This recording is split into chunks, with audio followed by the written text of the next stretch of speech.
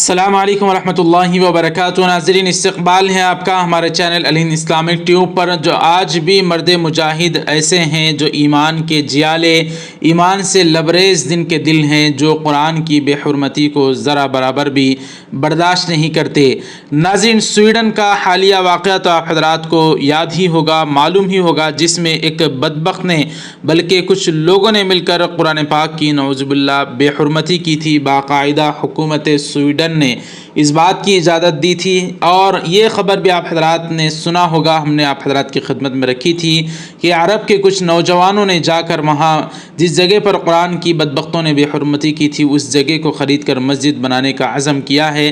وہ ویڈیو اگر آپ نے نہیں دیکھی تو آپ حضرات کو ڈسکرپشن میں اس کا لنک مل جائے گا، ضرور ملاحظہ فرمائیں۔ ایک بہت بڑی خبر آج 22 اگست 2023 کو کھل کر آئی ہے، جس کو RTE اردو یعنی رجب طیب اردوغان کے جو اردو ٹویٹر اکاؤنٹ ہے اس نے شیئر کیا۔ لکھتے ہیں، سویڈن میں ایک مسلمان نوجوان نے باکسنگ کے دستانے پہن کر قرآن پاک کی بے حرمتی کرنے والے ملعون سلمان مومکا کو اس طرح سے پیٹ دیا ہے۔ یہ خبر کھل کر آئی ہے۔ ہم دعا کرتے ہیں اللہ تعالیٰ ان بدبختوں کو ہدایت عطا فرمائے جنہوں نے قرآن پاک کی سویڈن ہی میں نہیں بلکہ پوری دنیا میں جہاں کہیں بھی بے حرمتی کی تھی۔ اگر اللہ تعالیٰ نے ان کے حق میں ہدایت نہیں رکھی تو اللہ تعالیٰ عبرتناک ان کو بدلہ نصیب فرمائے۔ جس طرح سے انہوں نے قرآن کی بے حرمتی کی ہے، اللہ تعالیٰ اس کا بدلہ انہیں دنیا میں بھی نصیب فرمائے۔